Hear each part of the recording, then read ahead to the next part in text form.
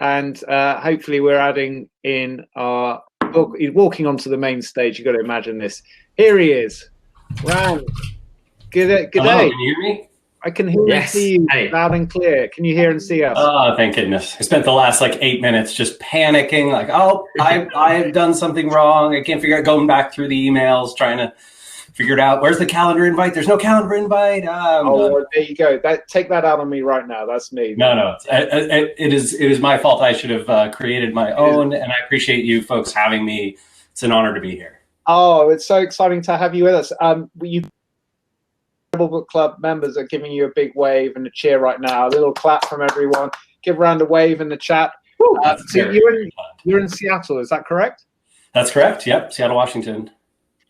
Fantastic. And so this is Monday morning in Seattle. We're in sort of Monday evening here in sunny England, having just had a long Easter weekend all at home. And we've just in the last half hour had a great chat with some fantastic leaders in the startup world in the UK, who you'll be able to connect with shortly as well, about what the hell's going on in their businesses, in their personal lives, and in their communities. And there's some really strong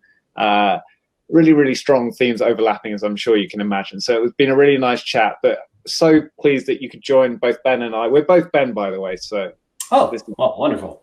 This is easy. Hi, Ben. And all the Rebel Book Club members as well. And we're recording this as well. So those that couldn't join us tonight because it's a holiday, sort of lazy weekend day, we'll share this with the wider community and beyond as well. So that's great. But as you can see, there's a copy of your fine book sitting behind me. And I read this about 18 months ago. When did it come out, Rand?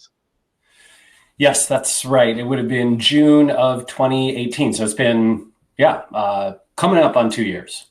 Fantastic. And I remember because I went back to the review that I left on Amazon for it. And like many, it was like, finally an honest book about a roller coaster startup journey, and not one that's just kind of going to say, it was wonderful and we exited and made loads of money. So I went back through today the pages in here that I turned down at the time, and there's one, the chapter on focus, I turned down every page, which seems doubly relevant considering the world we're in today.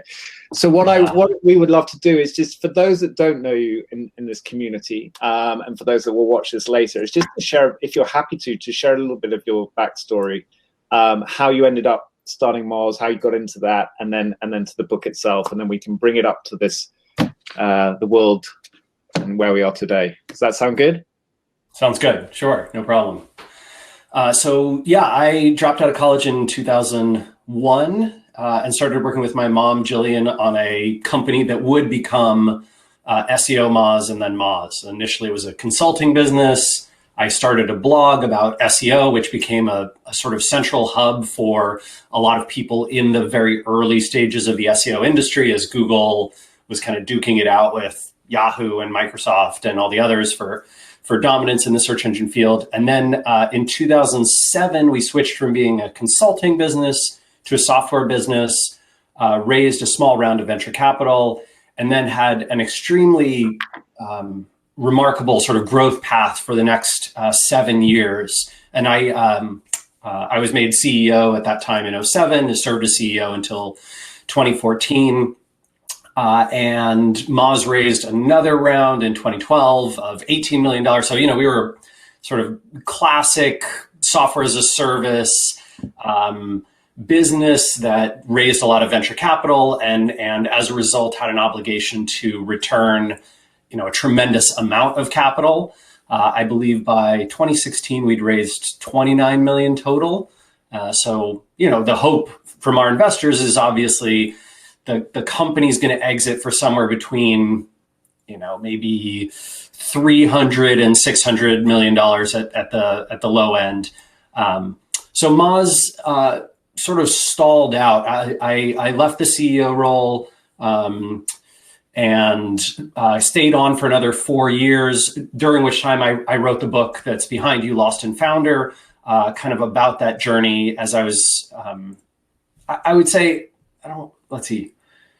getting ready to leave isn't quite accurate. Realizing that I had a lot of fundamental challenges with leadership and management and the board, and knowing that sooner or later I would probably be asked to go. And that did happen in 2018. And I stepped down. A few months later, the book came out. I started a new company called Sparktoro, which, the afterword of the epilogue of the book kind of talks about a little bit. And that company is actually just about to launch next week. So, wow. Well, it's just about to launch its product publicly next week. Wow. So much in that journey, which you summarized brilliantly in the book. Tell us briefly around that growth phase, because there's a lot of talk at the moment around like the opposite of that. So tell us about what was great and challenging during that growth phase before the sort of leadership challenges kicked in. Yeah. So my sense was we had no idea what the hell we were doing. I think that I like to think that given the same opportunity today, I could have executed much, much better. And I think I find it a little funny that there's such an obsession in entrepreneurship, in the funding world, angel funding, venture funding, of looking at young people, right? Like I was in my mid to late 20s when I first raised venture and sort of, tried to grow this company. And I'm very surprised that continues to be this popular myth that, the technology world is a young person's game, and that a great time to start a tech company is in your 20s or even 30s. My sense is that the power of experience is unrivaled, and that I would have made a lot of better decisions had I to do it over. That being said, I'm really glad I got to do that, right? I think one of the things that's definitely true is that if I had not raised venture, had not tried to build a company in that way for hyper growth to fit the, classic VC tech model, I would always wonder whether I was a real entrepreneur. I don't know do you know what I'm talking about, right? Where you have that, like authors who are very successful and have written amazing books, but never with a major imprint, right? And they have this sort of chip on their shoulder / fear / self-doubt about, gosh, would I have been better if I had gone with a big publishing house? Or like, why don't they believe in me? Or why can't I be that kind of person? Or it's just a version of imposter syndrome, right? Yeah, I think it is a version of imposter syndrome, and as a result, right, I'm very glad that I got to see that side of things, so that I know that it's not for me, right? It's not something that I want to pursue passionately, and also that I would like to help amplify alternatives, right? I would like to make it possible for people to see that there are other ways. So I think Lost and Founder is a lot about that, right? It's a book about building a company that from the outside looks relatively successful, right? Moz grew from 0 to $55 million in revenue, and 7 employees to 200 and some odd, and made all these acquisitions and became a, not a household name, but in the internet marketing industry, a household name.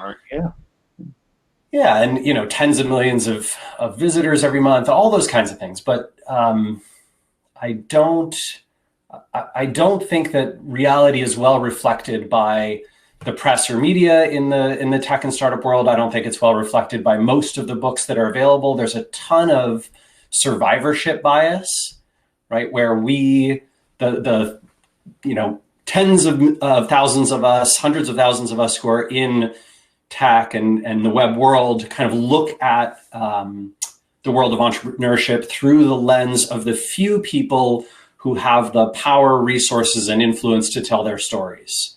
And as a result, right, you get all sorts of bias. I mean, if you look at the tech entrepreneurship world, almost everyone looks like the three of us, right? And that's really freaking weird, because most of the planet does not look like the three of us. So what's going on there? That's not, that's obviously problematic.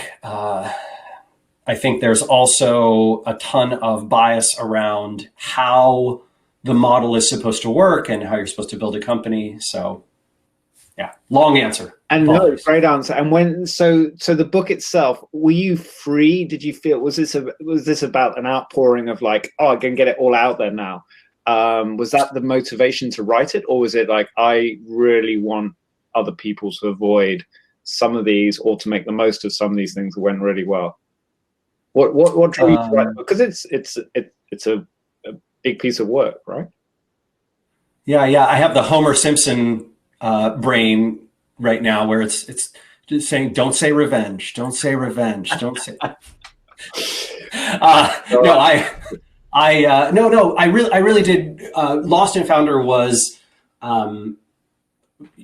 my hope for it was that this was an opportunity for me to tell a story from obviously my biased perspective, right? It's going to be what I think. I'm sure if you talk to Moz's, current leadership or the board or whatever, they would have different opinions about why things went the way they did and how they went and all that kind of stuff. But I think this was an opportunity. What I hoped it was an opportunity to tell a story in a way that would resonate with other folks and help them to avoid making the same mistakes that I made. I don't think it is a requirement that we all have to make the mistakes ourselves. And I think when we recognize that, the few times that I did, the few times I saw examples of other people making a mistake and avoided it, and chose to learn from their path, that was immensely valuable. And so that's what I hope to do with the book. Yeah, it's brilliant. I as I reminded myself today when I was flicking back, it was just like, oh, this is a constant reminder of like, this is focus. And it was really helpful at the time, and I'm sure it is to many, many people. So if we take your journey and what you captured in Lost and Founder and now apply it to present day, and it doesn't feel like there was a time before that right now, but I was reading your blog earlier and shared it with the group about how the tech world might approach this crisis in different ways. And for example, Instagram finally dropping links in and accelerating all these meaningful kind of actions that kind of been maybe waiting in the wings for the right opportunity. Have you, since this has kicked off, what's been your own experience in the last few weeks? How have you adapted, or how are you trying to adapt? What are you trying to focus on? What's going on in your world? Yeah. Let's see. So I am a voracious reader, and I think that I deal with anxiety and stress, especially at a macro level, by consuming as much information as I possibly can. And I want to be careful not to become, a parody of the tech world. I don't know if you've seen like the videos around the amateur epidemiologist, right? That everyone in tech is turning into. But I do have a sense that the virus is one level of crisis, but for many people in tech and marketing, many people in the working world, right, that the secondary effect is this really, really nasty economic recession and potentially depression that we're all going to go through these next, 6 to 18 months, maybe longer than that. Yeah. But I think that, for me, my goal around that is to help other people as much as I can, right? I'm in the very privileged position of having, well, hopefully not a ton of money, but enough money to probably ride this out and be okay. We raised, my co-founder and I raised some money in a very unusually structured angel round that I would highly recommend more capital raising businesses consider. And as a result, we're going to be able to survive 18 months even without revenue if we need to. And that's kind of great, right? Knowing that you'll have a home, being able to buy groceries, right? That's sort of level one. And so, yeah, my goal is to help other people. I think that's what you're seeing with my blog posts and the videos I've been putting out, and interviews like this one that I do. Right? And how is to try and calm around, because you talk about the anxiety, which obviously all of us are feeling in different levels, and we're the privileged or majority by so far. How are you staying calm? Because I know maybe even more so than here. Wait. Who said I was staying calm? Your hair looks No. Who, like, especially in the US, where there's such a clear crisis of leadership, which is genuinely frightening now. It was like potentially frightening. Now it's genuinely frightening for almost everyone. How are you and your peers and your community staying calm when you're just seeing this onslaught of memes which look like a joke, but they're real?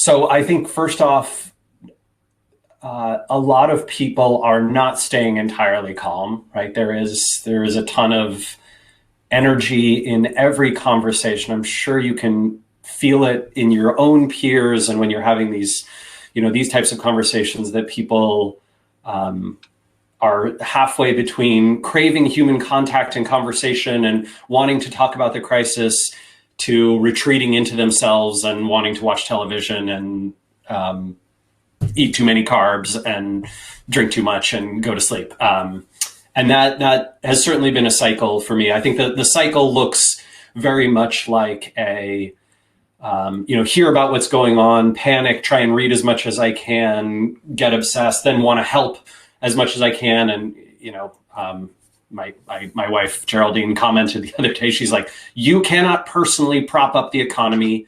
Our credit card bill cannot look like this next month again, right? Because I just donate to everything, support every Patreon, back a ton of Kickstarters, order from all these local businesses, send presents to friends, right? And that only goes so far. And then sort of go into the retreat into myself, do nothing, whatever, play video games and watch television and, be depressed. And then, I can't ignore everyone. I need to go back to this. And the cycle just begins again and again. I think this is familiar for a lot. Yeah, and the thing we were talking about before you joined us was how important those, obviously the communities are. It's like, oh, we just lost all this, or you just lost all this, and it's kind of like, the black comedy, and then there's the perspective on that it's business, not actual physical health that's being hit, which helps, give that perspective again and get the energy back again. Just while we're here, Ambika and Sky and Andy, who we were chatting with before, if you want to come backstage again, and I'd love to add you back in so we can chat with Rand directly. If you're around, that would be cool. And RBC members in the chat, if you have a question for Rand, a challenge or anything else, here's Sky. Then throw it up there now. Now's a good time to chat. I don't think Sky and Rand you met before because you just overlapped. Here's Andy as well. So maybe if you could, Sky, quickly introduce yourself to Rand and what you're up to, and Andy as well. Then it'd be nice to have a chat between us. Great. Well, hello. Nice to meet you. I'm from Winthrop, actually. Winthrop, Washington. Oh, my gosh. Yeah, so I'm not there now, but I thought I'd say that. My mom lives in Townsend, so I thought I'd say hello. Oh, cool. So I run a company called Escape the City, and we help people to escape their corporate jobs and either start businesses or change into something more meaningful. And yeah, it's great to meet you. Oh, lovely to meet you as well. Cool. And Rand, Sky and I were chatting before you joined us on the topic of resilience, which Sky teaches at the Escape School in London. So I remember talking to Sky when we read the book a year and a half ago, like, oh, this chapter on focus, we're using this in class. So it's been applied. Your handwritten work has been applied to education in the UK. You'd be pleased to hear. Definitely. Ambika, do you want to say hi to Rand? Because your work, I'm sure, overlaps with what Rand's up to. Yeah, hey Rand. So I work at Entrepreneur First. So we essentially back founders before they're founders. We fund them for like 6 months to leave their jobs. They join us with no idea, no co-founder, no funding, and then they launch a business. It sounds kind of crazy, but it does work, which is good. But there's a ton of what you said around just backing founders who are young, trying to make that trade-off between experience versus kind of like blind ambition. Like questions we regularly ask ourselves when we back people to join EF. So yeah, I found the discussion really interesting. Looking forward to chatting more. Yeah, very cool. I love that. Do you know Entrepreneur First, Rand? Because that's a US-based org as well. No, I wasn't familiar with it. Okay. Mr. Hoffman's the big backer behind it, isn't he, Ambika these days? Yeah. So we're founded in the UK. We have got sites all over the world now, but one of our big investors, or like most famous ones, is Reid Hoffman. Okay, cool. But investing in talent is a really interesting idea and it's taking off clearly. And Andy, yeah, okay. I am familiar with the concept. I don't think I had realized what it was called. So is it one of the programs where you're taking a percentage of future earnings? Not quite. So like we basically similar, not so different though. So we fund people for the first 3 months, like that's their money. We pay them a stipend so they can leave their jobs and still pay the bills. If they build something in those 3 months, and by build something I mean if they come up with an idea, then at that point we can invest in their company. But all of our companies that come through EF are venture backed. So the aim is that they would raise seed funding. So we focus on deep tech and we focus on venture backed businesses. Okay, understood. So it sounds very similar to an entrepreneur in residence program that a lot of venture firms do. Yeah, actually not. Yeah, probably not so different in terms of like there's definitely parallels there. All right. Well, I will, if I'm allowed, I'll spend some time trying to convince you that you should ditch that model. Not the backing entrepreneurs. I love that model, but ditch the venture model and go with something different. Yeah, it's like a big topic of debate. Yeah, I totally agree. Like venture's not for everyone. But yeah, sounds like I just ordered your book. I can't wait to read it. Yeah, I'm sure you'll read it and go, oh, well, he's not getting funded again. And then we've finally got Andy here, Rand. So Andy, do you want to say hi? Hi, Rand. So my name's Andy. I'm the managing director of an organization called Virgin Startup, and we're a not-for-profit funded by Richard Branson and the Branson family. And we work with founders in the UK to help them start and scale early stage businesses. But it is very much at the early stage part of the journey. So we get people coming to us with ideas. 70% or so of the people that we work with have never started a business before. So we provide them business advice, access to funding, mentoring. We run masterclasses to help them build the skills they need to build better businesses, and then quite a large community program as well. Oh, that is just wonderful. Also, it's Andy Fishburne and Rand Fishkin. I feel like I'm the Jewish version of you. Someone was like, okay, take that Andy guy and then put him in Seattle and let's make him all better hair. Well, the hair thing is a topic here because Andy's Virgin Startup fund a lot of startup salons. It's big in London and the UK at the moment, which are having some of the worst times right now. Oh, they are. My heart just goes out. Everyone's shaving their head at home, so, but obviously not you. And the members are asking in chat, Rand. I know this is the key question you get, but tell us how you do it. So I do go see my stylist pretty regularly, but the last 6 weeks, obviously, that hasn't been possible. And so my wife cut my hair just a couple weeks ago. Actually, last weekend. Yeah, with she didn't do the top, but she did the sides with clippers. Learned, you went on YouTube, learned how to do a fade. There you go. All right. That's the answer we were looking for. Everyone will leave now. It'll just go. Good, yeah. The other thing is, the other key, right, is I blow dry my hair. I think a lot of men don't use a blow dryer. It takes, if you have short hair, it takes 1 minute or less. But I just go, ta-da. There you go. I'm giving away all my secrets. The answer we've been looking for. So we're going to, any members who've got questions, this is on your chat, throw them there. We're going to throw up Natalie's now. And then the rest of this whole esteemed panel in this chat, chance to throw a question at Rand in a second. So first up from Natalie, Rand, what advice would you give someone who is planning to leave their stable job and launch a new business by the end of the year in the light of what's going on? I don't think it's actually a terrible time to do that. I would have a few pieces of advice. One, I'd probably talk to Ambika and Andy, because it sounds like they could be very helpful to you. Their organizations could. The second thing is, I think one of the most helpful and valuable things that I did in my early career was to build a strong network of people who wanted to see what I was doing, right? People who sort of cared about like, oh, what is Rand up to? Because I like his writing, or I find his information valuable, or he seems knowledgeable on this topic. And if you pick a topic area that is going to be valuable to the world, and you build up some cachet around that topic, some expertise, and you can be helpful to other people in that way, that is an extraordinary power in building a business, because having some marketing ability before your product ever launches is huge, right? I think that gives you the ability to do better beta testing and better market research and better interviewing of people. I think it gives you a network of people to fundraise from. I think it gives you the ability to launch and have sort of a marketing flywheel that turns with decreasing friction over time.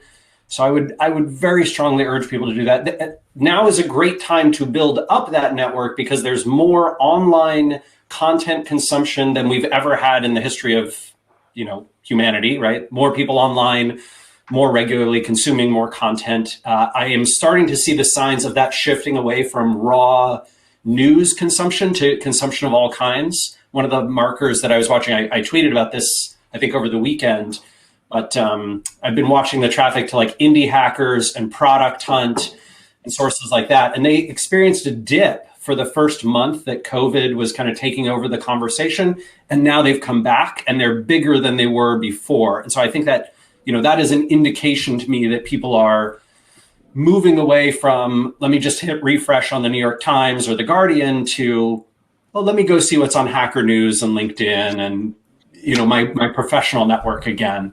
Yeah. A lot of people out there who are hungry for information and education. I think you can serve them. That's great to hear. A couple other member questions. How does this compare, Rand, to 0709 financial crash in your experience so far? I think so. Let's see. There are mixed opinions from the world of macroeconomics. From a microeconomic standpoint, I think this is considerably worse in the short term and unknown in the long term. The reason being, in 08, we had a fundamental problem in the economic system, right? A weak point in the economy that sort of collapsed and then sucked things into it. In this case, the challenge is, as we pause, consumer spending, I don't know what it is in the United Kingdom, but in the United States, it's responsible for just about 70% of economic activity. And it's going, it's going to be down somewhere between 30 and 50% for a question mark amount of time, right? Has been for the last 4 to 5 weeks, will be for at least another 6 weeks, could be 10 weeks, could be 30 weeks, right? Could be that it's depressed until there's a vaccine by a significant amount, because there's just so many people who are afraid of going out and spending that activity doesn't return. And that basically hits every part of your economic picture. So I think the only bright point right now is that we live in a very online world, a world that's going to get more and more online. And so if you are an entrepreneur or a tech business or someone who's serving the online world who can help people doing that, I think you have some opportunity. But I think this is much, much worse. I'm way more scared about this than I was about the housing crisis, financial crisis, and yeah. I appreciate your honesty, Rand. So any questions from the crew and the panel here? Just jump in there.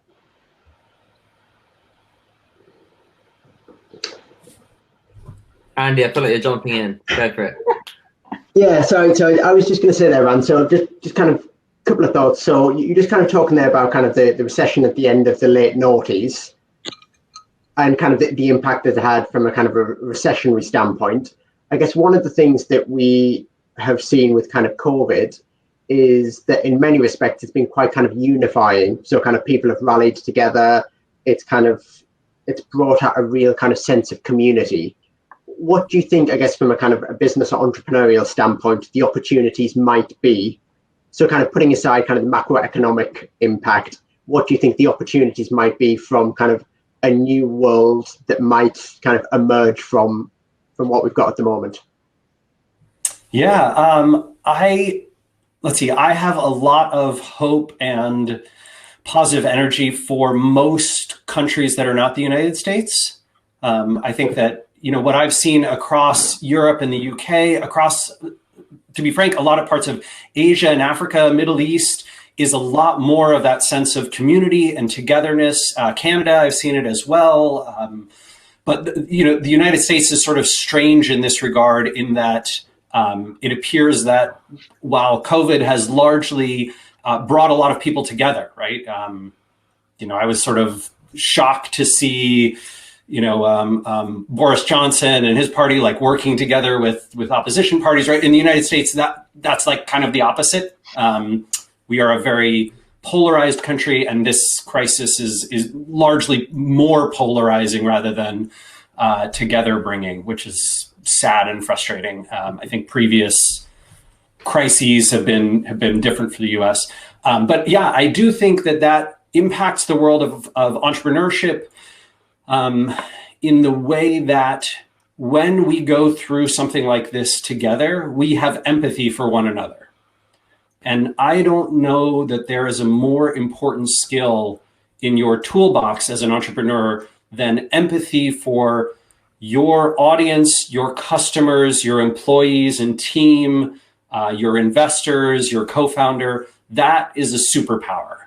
I believe that lets you predict what a market will want and how they want to be marketed to. I think it lets you predict how your team will react to your leadership. I think it helps tell you how your customers might behave, and leaders who tend to be very empathetic have a substantive advantage over the rest. I think that most of my good decisions were done because I recognized how it would make people feel and that I understood them well. And most of my poor ones were the inverse. They're cheering. The Rebel Book Club is cheering, Rand. Building on that, if you go back, another question. This is from Frankie. The best and worst decision you made at Moz. So I guess your most empathic decision and the least. Ooh, okay. Let's see. So let's start with best decision was choosing the right market at the right time, with basically a very underserved audience that was professional search marketers focused on organic, right? Not the paid channels in search, but sort of getting free traffic from Google and other search engines. At a time when almost no one else was serving that, but there was massive growth and adoption of search. You can sort of think of Moz as selling pickaxes very early in the gold mining era, right? There's lots of people who are going up to gold mine in whatever, California or Alaska, and we opened the mining shop. And I think that was, that helped us gloss over a lot of mistakes, right? We were complete amateurs. We didn't even know what software as a service was, had no idea how to run a subscription business, built our technology wrong 10 times before we got it right, all that kind of stuff. And a great market at a great time, serving the right audience really, really helped. So let's see, I know that there's a myth in a lot of startup circles, or historically has been, around your idea doesn't matter that much. Right? I don't believe that at all. I think that's bad advice. You'll find a chapter on that in Lost and Founder too. Worst decision. Let's see. Worst decision. There are so many terrible ones. Okay, I'm going to say worst decision. We had actually two offers. One of which I wrote about in Lost and Founder, to sell the company. And out of mostly hubris, turn them down. That I think was a a real mistake. And what's interesting is, again, survivorship bias plays a huge role in how this is amplified, right? But most of the focus around M&A, mergers and acquisitions in startup world is, oh, look how dumb the Instagram guys were for selling to Facebook for only $1 billion when they probably could have had 20 if they had kept going for another 2 years. Or look how smart Facebook was for not selling to Yahoo in whatever in their time frame. And I think the problem is that a small number of examples that sort of sell the narrative that most of the industry wants. There's incentive problems, right? And so you get these stories that bias you in the wrong kinds of ways. I was certainly very biased by them, right? And I also foolishly had way too much confidence in myself. It's shockingly hard to build $1 million a year business, incredibly hard to build a $10 million a year business, ludicrously hard to build a $50 million a year business, and 10 times harder than that to build something that's 100 or 200 or 500. Yeah. Great answer. Great answer. And then how do you think Zoom market dominance video conferencing sector in such a short space of time? Why Skype? What happened there? This is like, they've been sitting there for a decade ready to go, right, for this, and Zoom has swept in. How's that happen? So I think this is, you mentioned the chapter on focus, Ben, being one of your favorites. It's really powerful to be just one thing. Really, really powerful to be just one thing. Zoom is just one thing. Google Hangouts is, if Google owned Zoom, they'd sort of be like, yeah, it's a nice little business, but it doesn't mean all that much to us. Skype does not mean all that much to Microsoft, right? WebEx doesn't even mean that much to Cisco. So there you go, right? Zoom is everything to Zoom. And so that focus is really, really meaningful and powerful. That's one of the biggest lessons I take away. I think they also got really lucky, right? I think they did a lot of things well and right, but they also got lucky in that they came out and were dominant with they were well known and well liked and trusted by the right influential people in tech who had become frustrated with Skype, WebEx, Google Hangouts, et cetera, and Zoom was the one that consistently worked well for them. And so they amplified it to the rest of us. And now, the cast of Hamilton sings songs on Saturday night about Zoom as a result. So. And Sky and Beaker and BSG, you guys have the final 3 questions. Then Rand, have a think if there's any question or challenge you have for us at the end, and we'll be ready to have it. Sky, go for it. Cool.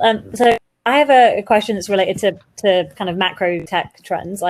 What do you think about how the privacy debate is going to be impacted by this? So essentially, it's like my grandma is on Zoom, my 18-month-old niece is on Zoom. Everyone's just kind of leaning into tech at the moment. And it seems like a lot of the old questions around privacy, democracy, what we do with our data have kind of become irrelevant. And rightly so. There's a lot more at stake now. I'm just interested in kind of your views around how people in Silicon Valley or generally in tech are looking at this crisis and how they might go back to, or what they might do next, basically, when it's gone. Because you kind of opened Pandora's box a little bit. Yeah. So my sense broadly is that obviously those of us in tech, Silicon Valley, bi-coastal London, are in this bubble that care deeply about privacy and think about how important it is and problematic it is. And for 99% of the population, it does not matter at all. They would happily sell all their privacy for an app that lets them put kitten ears on their face, right? And that it just doesn't matter much at all. It's too far distant from their problems and benefits. And so with the exception of government regulation, sometimes poorly done government regulation, the reality is that I just don't think it matters. And therefore, I don't think Zoom is going to be much affected by this at all.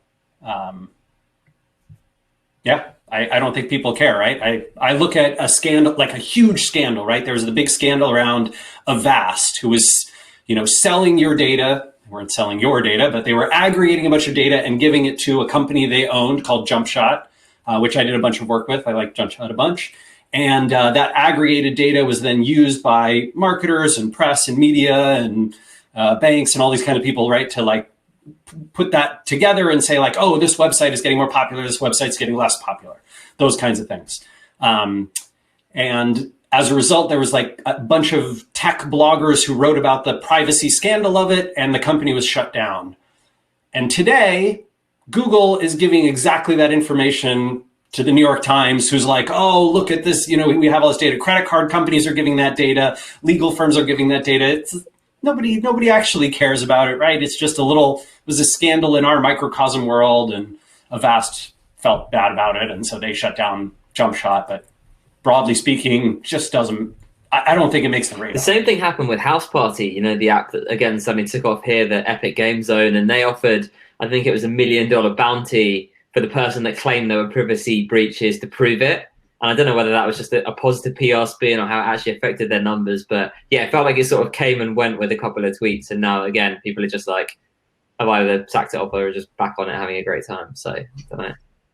I mean, TikTok is massively popular, and it's known spyware, right? It's just Chinese government spyware. And we're like, yeah, that's fine. It's fun, though. So let's do it.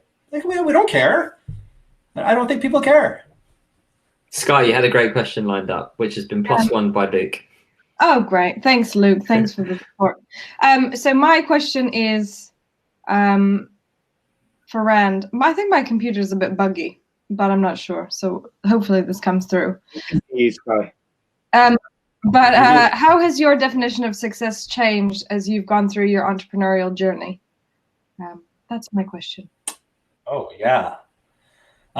So I, for a long time, believed, I think like many people, believed that the only way to be a success was to be a success in the classic, path of I need to build a unicorn and then sell it or go public, right? That's the only way to be like a true success in tech. And I'm not sure what it was. I think it was both an awakening at sort of a macro level and at a micro level. Like, one of the things I realized was that I watched some people, friends and colleagues, right, more colleagues than close friends, who went through that experience, and it changed them in ways that I did not find awesome. I think it's very difficult to be extremely wealthy and still a great person. It's not to say that no one is, but that the incentives that come with wealth are to turn into a shit burger. And so you have to work really hard to not do that.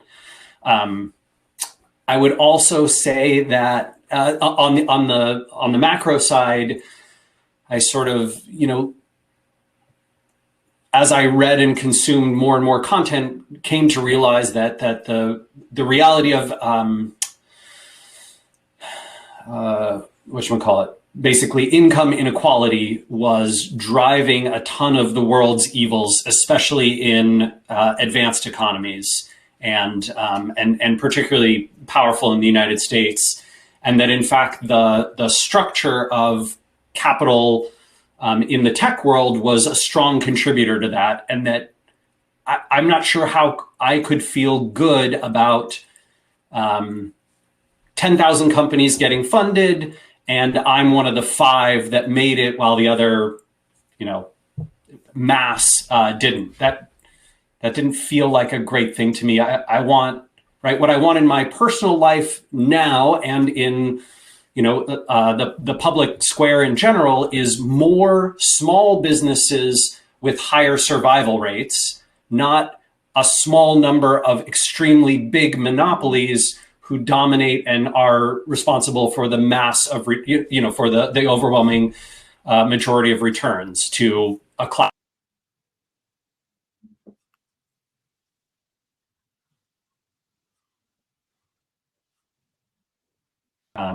You know, whether that's public IPO world. You froze briefly, Rand. I think you're back. I think you're back. We're good. We got almost all of it, which was great. Listen, we're gonna wrap up the chat now, and we're gonna move now. We're on a. I don't think you've been on Hopin before, Rand, but if you're not running away, we are now going to jump into what's called sessions on the navigation. I know we've gone over a bit, so we'll do a quick short session for 15 minutes. If you guys are up for that, Ambika, Andy, and Sky, and Ben. So we're going to jump into different rooms, and people who've been listening very patiently along can come and have a chat with us. And if you want to jump into, Rand, you're very welcome to. Do you have any sort of closing thought or question or challenge for us? Sure. So I think it's a great time to ask how you can be helpful to other people, and I think that can be really rewarding for yourself. But I also want to challenge everyone to make sure that you are doing good self-care. And sometimes that means being okay with doing nothing. The entrepreneurial world right now, everything that I read is like, oh, well, now you have the time to do all those things that you said you were going to do. So if you're not doing them, you know, you're a lazy bum. And I don't believe that at all. I think that's ridiculous. I think now is a very hard time for a tremendous number of people. And it is okay if all you can do is drink your tea on your couch and watch television and cry a little bit. And that's okay. And we're all there with you. Rand, thank you for giving us permission to do that. We will take you up on that, sure. For those that have time for another book, and want a real honest voice. If you've heard in person tonight, it's fantastic, and I'm sure this is going to keep resurfacing on all sorts of bookshelves in the future. The one thing that we do, Rand, at Rebel Book Club, is read quality nonfiction and try and apply it to our lives. That's the one thing. We are currently reading this little story, which is a story of resilience. It's a tough story, but it's a story of resilience, and it's an amazing HBO series. So Rebel Book Club members who haven't started this yet, those that are doing it are pleasantly surprised how, one, engrossing a story it is, and two, how much there is to learn from it. So dive into that, or at least watch the HBO series if you're feeling strong. Thanks so much, Rand. Thank you, Sky. Thank Ambika, Andy. We're going to jump into sessions. Do stay with us for 15, 20 minutes. There's also this chat roulette space called networking, where you can go in there and actually randomly connect with someone else at this event tonight.